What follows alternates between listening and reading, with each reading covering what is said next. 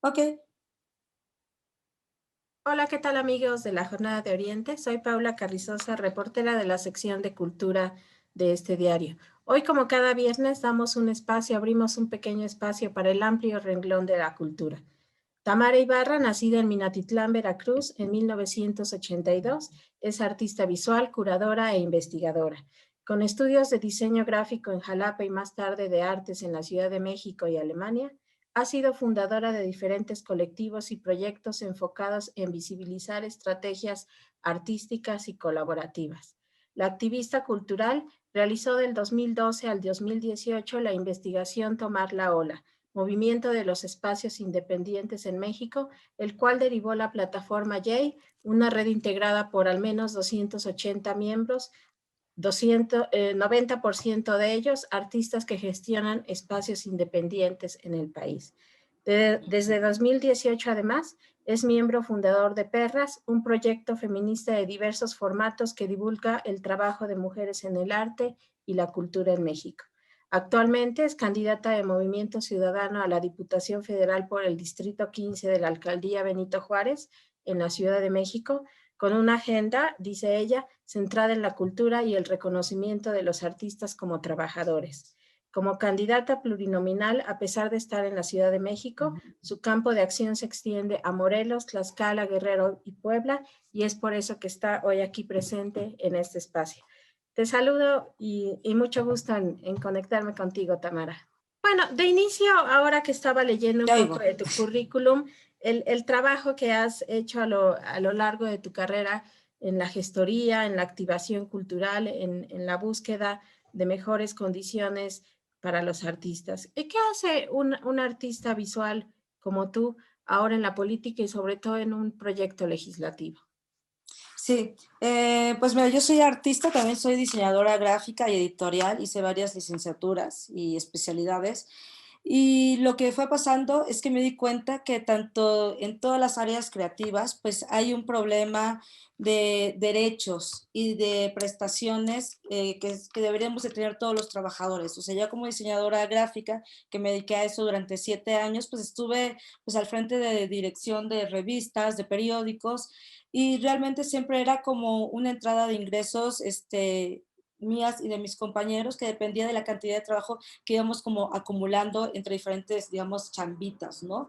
Cuando me paso a artes visuales, yo no conocía cuál era la situación del arte en México.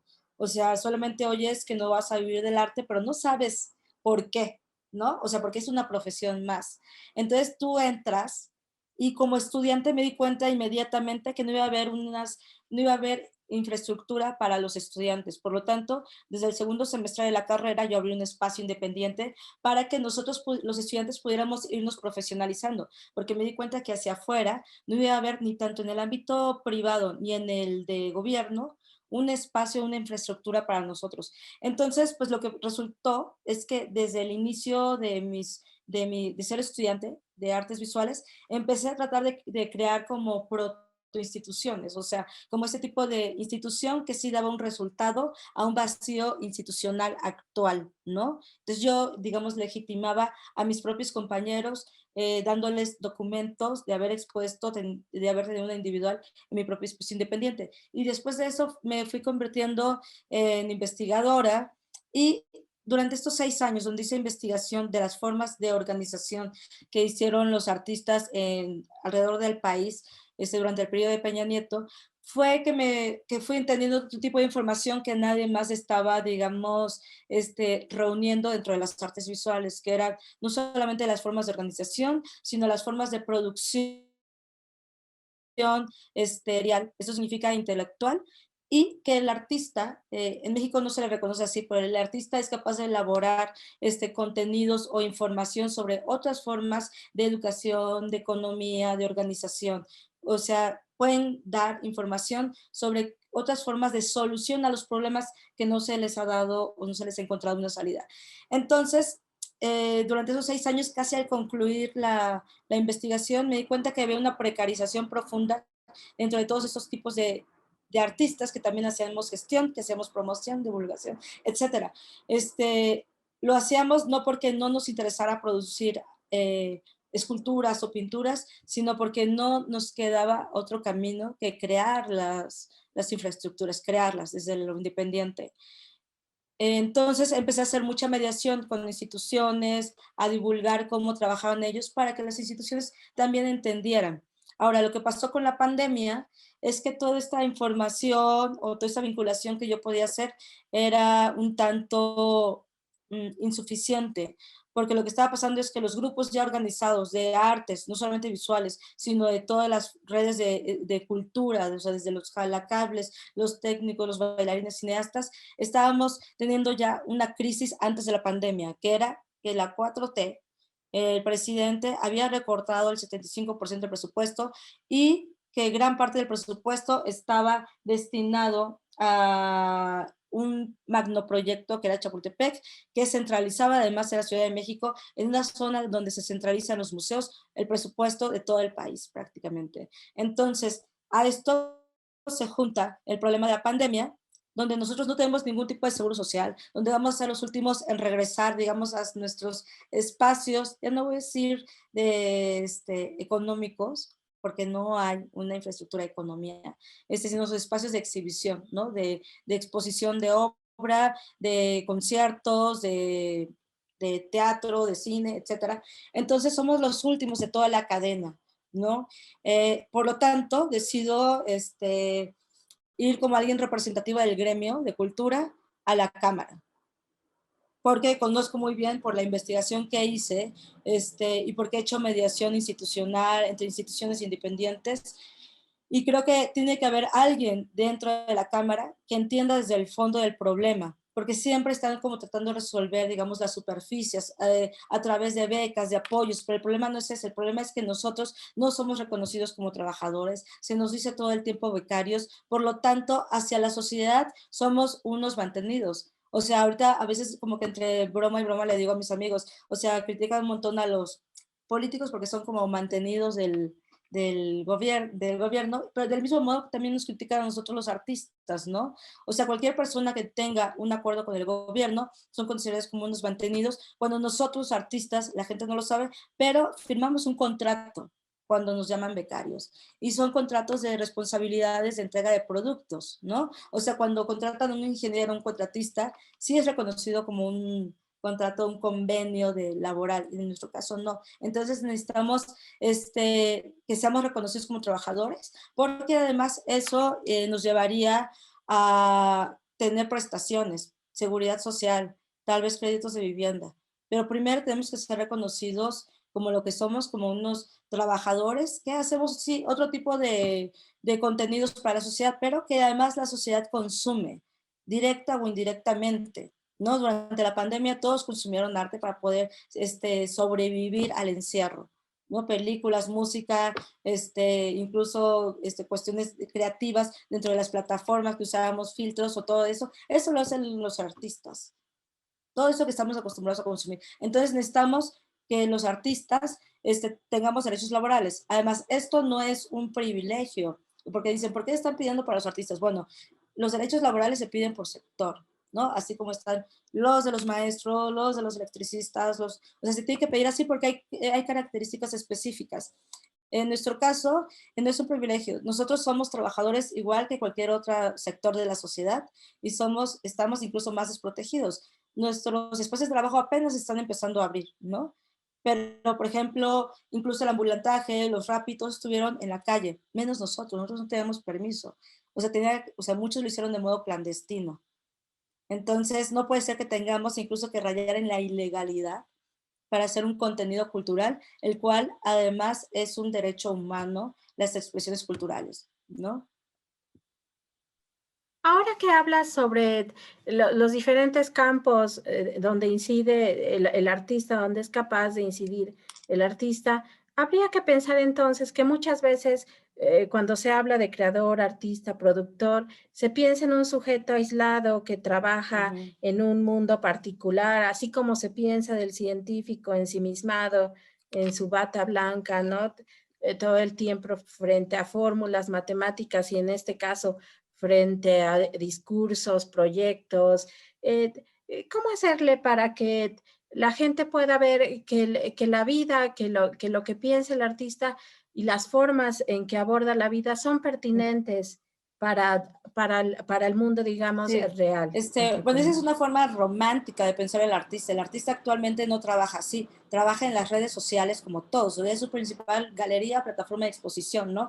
Digamos, hablando de los artistas visuales. Ahora, los artistas visuales somos el sector más pequeño de toda la comunidad de trabajadores del arte y la cultura. Yo generalmente digo artistas, pero realmente mi iniciativa es de los trabajadores del arte y la cultura. O sea, van los comunicólogos, los creativos, los diseñadores, los carpinteros. O sea, resulta que todo lo que realizamos, por ejemplo, nada más el sector más pequeño, que es el de artes visuales. Nosotros, por ejemplo, hacemos una escultura y nosotros no realizamos todas las técnicas, ¿no? Podemos llamar a un carpintero, a alguien que trabaja con otros tipos de materiales como bronce, a un fundidor, y estamos todo el tiempo subcontratando y contratando gente.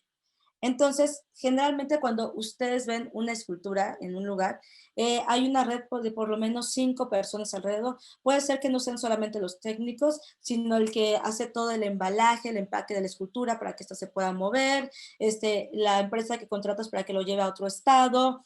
O sea, se hace una red de una derrama económica hacia diferentes sectores que están vinculados con la cultura, aunque pueden tener otras formas de, digamos, de trabajo y de distribución. Entonces, nosotros estamos todo el tiempo conectados. Lo que pasa es que la gente, o el modo en que el gobierno siempre ha comunicado al artista, ha sido como esta persona individual, pero realmente somos personas comunitarias que hacemos, digamos, una investigación sociológica todo el tiempo, que estamos de tiempo completo haciendo eso, y que trabajamos sobre todo en los últimos años, desde el 2014, 2012, que se politizó la generación millennial. Pues trabajamos mucho en redes, en comunidades, digamos, cuando digo comunidades no solamente es comunidad artística, sino como territorial, ¿no? Siempre estamos viendo cómo puede incidir en una zona o en un proyecto. Trabajamos también con científicos, o sea, hay el artista, digamos, que está solamente pintando en su estudio, prácticamente casi no existe en estos tiempos de tecnología, ¿no? Entonces, creo que hay un problema de promoción y divulgación de lo que hace el artista ahora, aunque sí han habido, obviamente, plataformas, páginas de YouTube, donde cuentan qué hace un artista en todo el día y ahí los van siguiendo por su estudio, en la calle, en todos lados. No son personas que viven encerradas, pero sí es importante que la gente sepa cuál es toda esa redistribución, ¿no? O sea, por ejemplo, aquí tengo estas publicaciones, por ejemplo, ahí donde podría ser. Por ejemplo, esta de Tumbona Ediciones, ¿no? De Viviana Benchushan, y su grupo de cooperativa. O sea, pues obviamente están los escritores, los traductores, el diseñador gráfico, el artista gráfico, el impresor, el que te vende el papel, la redistribución por todo el país. O sea, hay que pensar la cultura y a sus trabajadores como un tema que es interseccional. O sea, no podemos seguir hablando de la cultura como algo encerrado, tiene que ser algo que está vinculado con economía, incluso con turismo, porque la gente se mueve a los lugares donde hay teatros y museos. O sea, ¿cuáles son las ciudades más visitadas de la ciudad del país? O sea, claro, están las playas y los siguientes son los lugares donde hay museos y teatros y cultura que consumir, como Oaxaca, Puebla, Ciudad de México, Tijuana, ¿no? Los lugares donde hay consumo cultural y artístico, ahí va a estar el turismo y por lo tanto hay derrama. Entonces tenemos que pensarlo ya como algo que está en un entramado, en un ecosistema social y dejar de hablarlo como algo, como una burbuja, ¿no? Pero ese es un trabajo que gente como tú, afortunadamente hace. Uh-huh. Oye, ahora que hablas sobre todo este entramado, pensaba yo en la investigación que hiciste y que deriva en esta red. ¿Qué puedes decir de Puebla, por ejemplo? Dado Sí, que también tu campo de acción se pues extiende hacia ujú. este estado. Pues ha sido muy interesante porque Puebla es la ciudad de Puebla en específico, con más universidades de arte en el país, ¿no? Pero al mismo tiempo, aunque tienen muchos museos, los que estudian ahí no se quedan ahí mucho tiempo porque no hay una red de trabajo. O sea, los museos y toda la infraestructura cultural no está operando del modo conveniente, están operando como una industria, de creadores, de artistas y de talentos, pero no les está dando el andamiaje necesario. Hay museos, pero no va a ser para exhibir a los artistas emergentes ni para promoverlos. No hay programas internos para que ellos puedan irse profesionalizando o tengan un acompañamiento profesional que los ayude a impulsarse a nivel nacional e internacional, sobre todo internacional, que sería lo importante. Entonces, esa es una deuda que tiene cultura a nivel estatal. O sea, no sé cuántos partidos hayan pasado por ahí los últimos años desde que empezó el auge de las universidades de arte. Entonces se está creando una industria de universidades de arte, pero no una industria cultural. Por lo tanto, los espacios independientes y proyectos independientes que están en el lugar, cuando digo proyectos independientes, son todos aquellos que se hacen de modo, digamos, colaborativo o colectivo, que son como espacios de exhibición o de divulgación como teatro, cines, etcétera, radio independiente, editoriales independientes, colectivos, plataformas digitales o plataformas eventuales como festivales, digamos, ¿no? Lo que sucede es que quienes operan estas cosas lo hacen 2, 3 años, generalmente tienen una vida de 3 años estos proyectos en Puebla, y cierran.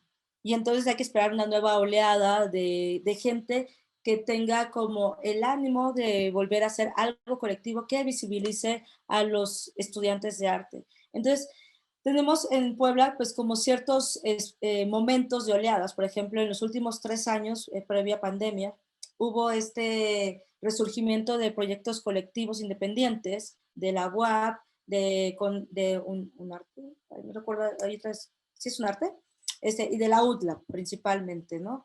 De la Bauhaus también, de estas 4. Hicieron alguna red todavía hace 2 años, estudiantes de diferentes escuelas de arte, que fue muy interesante ver cómo trataban como de unirse para ejercer ciertas dinámicas colectivas de charlas o de redes o discutir. Me parece que era un momento muy importante donde los estudiantes pudieron unirse, abrir espacios, crear como rutas, donde ellos iban haciendo las propuestas, pero no hubo un andamiaje suficientemente fuerte, por lo tanto, muchos de estos espacios se acaban de cerrar durante la pandemia, ¿no? Porque no hubieron suficientes becas, porque no hay algo más, o sea, abrir un proyecto independiente es una plataforma de divulgación y exhibición que es un puente entre las universidades y una institución. Si no hay una institución que reciba este puente que ellos construyen, pues ese puente se cae. Y eso pasa casi cada 3 años, como cíclico, como un loop entre esta gente. Entonces, ¿qué pasa? Se regresan, toda esta gente que se construye en pueblos se regresan a sus estados y vuelven a empezar. Y entonces ahí hay un retroceso, termina habiendo un retroceso incluso en estos estados porque tienen que volver a construir de nuevo y otra vez no va a haber el suficiente andamiaje y es un problema a nivel país, ¿no? Entonces, ¿qué es lo que se tendría que hacer? Desde mi punto de vista es llevar más presupuesto definitivamente a los estados donde ya hay una infraestructura y de algún modo también legislar y cuidar que ese dinero se distribuya no solamente para pagarle a los artistas famosos a los que siempre invitan porque le gusta al gobernador o a los políticos, porque hay ciertos tipos de artistas que siempre le gustan a los políticos, sino que se ayude a todos los artistas emergentes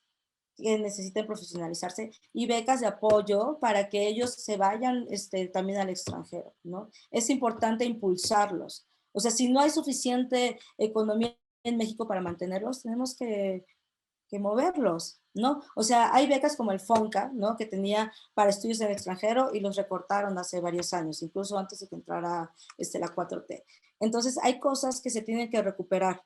En mi caso, en el caso de Puebla, yo creo que tienen todo, tienen infraestructura de museos, tienen museos de gobierno, museos privados, tienen universidades. Entonces, ¿qué es lo que sigue?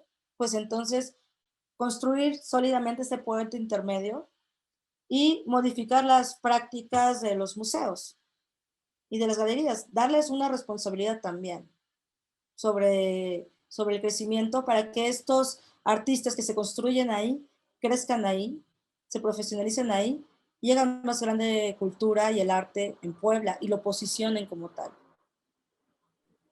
Ahora que hablas sobre todo sobre este panorama, Pareciera que saltan palabras clave, ¿no? Institución, Ujú. autogestión, independencia, el papel de las universidades.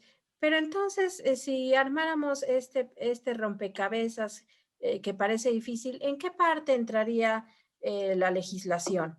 ¿No? Porque a veces a los congresos, a las cámaras, solo se dedican en un asunto meramente romántico a cuidar a los Sí, pueblos indígenas, a hacer legislaciones sobre que cierta ley va a contar con instrumentos o gente que traduce las leyes, pero es muy plano sí, lo que se hace en este amplio renglón de la sí. cultura. ¿Dónde entra la legislación? Pues el asunto es que la cultura es un tema muy amplio porque implica hasta casi que usos y costumbres, gastronomía, etcétera.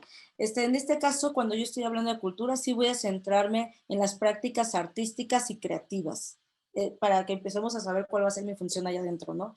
Por otro lado, también quisiera decir que cuando mencionan a los artesanos y a las comunidades indígenas dentro de cultura, también hay que considerar que eso no necesariamente siempre entra dentro del tema de la Secretaría de Cultura, sino que a veces tiene que ver con otras cosas que tienen que ver con comunidades indígenas, ¿no? Pero el gobierno, y sobre todo el actual, lo usa mucho en términos demagógicos, porque siempre están diciendo que hay que llevar a los artesanos al nivel de los artistas. Eso es condescendiente y es una falta de respeto a los artesanos y a los grupos indígenas, porque es una visión colonizadora, es una visión colonizante. Eso no es lo que están pidiendo ellos, convertirse o ser considerados artistas. Hay que reconocer el trabajo de los artesanos y reconocer la función de todos ellos, de todos los indígenas y su pensamiento cosmogónico. Todo eso de yo los voy a llevar a hacer esto es pensar que ellos son menores y hay que entender la función histórica que ellos han tenido. Por lo tanto, los artesanos y los indígenas hay que pensar también, obviamente, en un modo interseccional, cómo se desarrollan con nosotros. Hay artistas que son también indígenas, artistas que también son artesanos, pero hay artesanos también. Y entonces que no traten también de mentirnos y de manipularnos para quitarnos el presupuesto, que esa es la otra, ¿no? Porque eso les causa más votos a ellos, ¿no? Entonces, ¿qué puedo hacer yo en términos legislativos? Eh, Tratar de redistribuir el presupuesto que tienen centralizado en Chapultepec. Ese es un proyecto de los 4 principales que tiene López Obrador, porque está el Tren Maya, el aeropuerto, la refinería y Chapultepec. En este caso a nosotros nos compete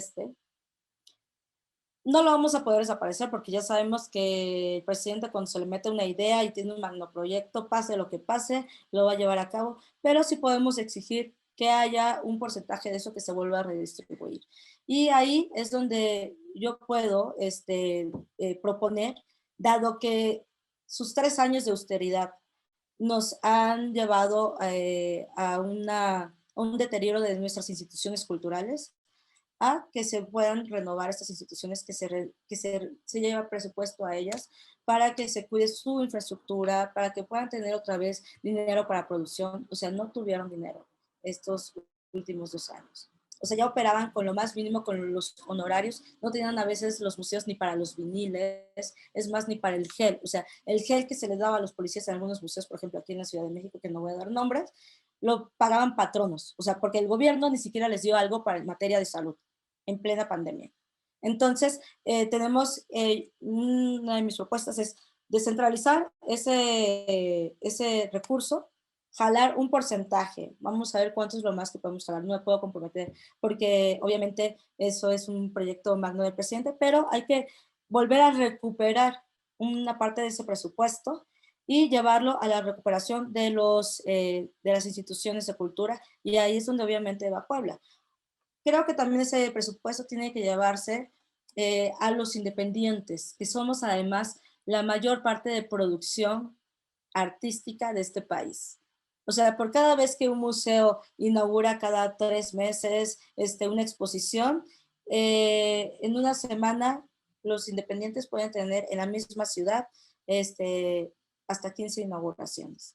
¿no? Entonces, ¿quiénes son los que hacen de verdad todo el calendario de actividades y mantienen viva la producción artística? Son los mismos artistas. Entonces, se les tiene que reconocer como trabajadores, no solamente, o sea, ya no solamente de su propia producción, sino trabajadores del arte y la cultura de aquí en México, con los principales impulsores.